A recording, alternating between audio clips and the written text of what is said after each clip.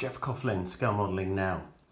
I thought you'd like to see inside this new release from Revell. It's the 68 Chevy Chevelle SS 396 and its product 07662 being released in the first quarter or second quarter of 2019, and it's a 25th scale kit of this famous US type for sure. This is a re-release for sure. The kit's, I think the original kit dates back to late 1980s, something like that. And this time, of course, what we've got is new instruction book, new decals, and it's a really welcome release. So let's just have a look and see what we've got. Well, you've got some extremely bright white sprues for a kickoff. Generally, just looking at it, given the age of the kit, the moulding's very clean, very little flash indeed, which is always good. Very nice body shell, as you can see here, for the main body. Just got those little windscreen wipers I've noticed there, just moulded in on the lower front edge of the windscreen. And as you can see, you've got the option for an open bonnet here, and inside there's an option to display and show off the engine, which we'll come to in a second. So we've got a decent body shell, we've got a decent subframe at the bottom here, floor pan I should say, and then detail underneath, as you'd expect, the usual sort of rudder pedal assemblies, and those are all perfectly fine. And then moving across here, we've got some detailed internal panels, door panels. Quite nicely done these. You know, the bottom line is that, you know, they weren't overly complicated inside. Usually got different coloured, toned panels with the paintwork, and then the either UPVC or whatever it was they used, sort of plasticky type, or even sometimes leather maybe on specialist editions. Internal sections here for the doors.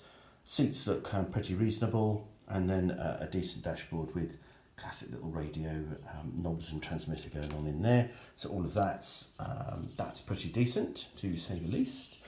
Coming around again, let's just have a little look at the engine and what we've got here. Decent engine, I think. Representation, nothing too complex. But if you want to open the bonnet and have a look under the hood there and just see what's inside, you can see that, you know, with a bit of work, you could probably make a very decent representation of the Chevy's engine. Decent radiator here, nice corrugation on there, difficult to pick up I know on the video, but take it for me, there's some nice corrugation here. Decent panels internally, and then of course we're leading on towards the suspension, which you can see here on the right. So all of that's looking good, and then you've got the sort of subframey thing here, that's what I was looking for earlier. Here we go with the exhaust, further suspension, details going on here. So all of that looks pretty decent to me. So the exhaust systems themselves are complete tubes, which is good. Well, not tubes, but complete solid bits of plastic. So apart from a bit of cleaning up, those should work perfectly adequately.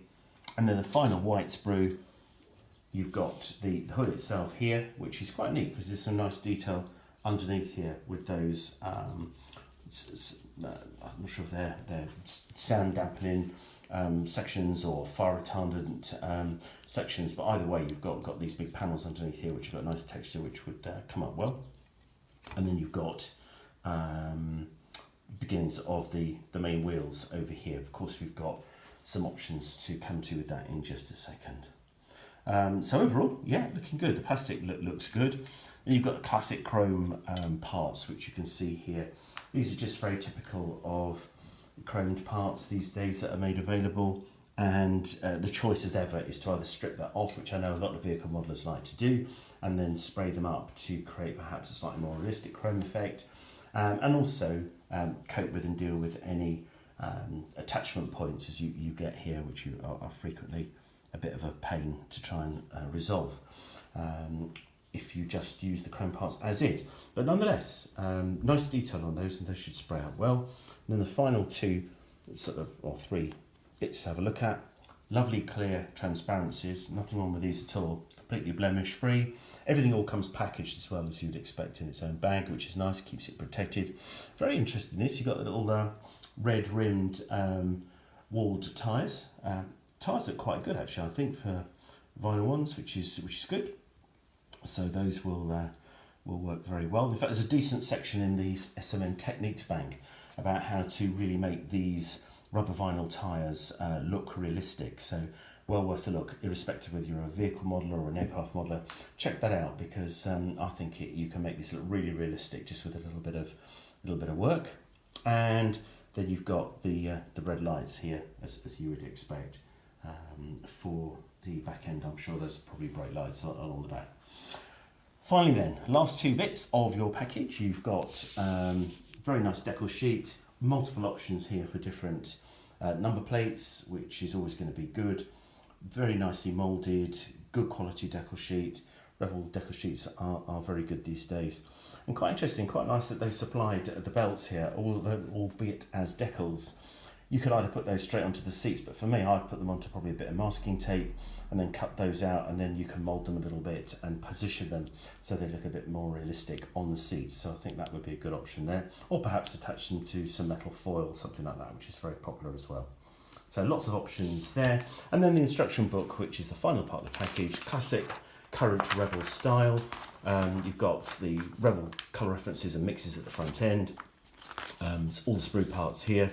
And then you're straight into assembly. And you know, these are pretty straightforward. You get colour references, you get, I think, a very sensible construction routine there. I think the process, I think that all seems reasonably logical to me, albeit I'm not a vehicle modeler, I'm an aircraft modeler by definition. So those vehicles I have built, which are not many, seem pretty sort of straightforward in the great scheme of these things. Just take your time, be patient, use a bit of common sense, and think what you could spray out and paint up before you would add it, and then add some assemblies and so on. But yeah, good looking beastie, this absolute classic, I think, from the late 1960s, 68 Chevy. And then you've got a suggestion of a colour scheme you could add here at the back, black or red, or I'm sure any colour you like. Either something authentic from the period, or perhaps do a nice custom job yourself, whichever.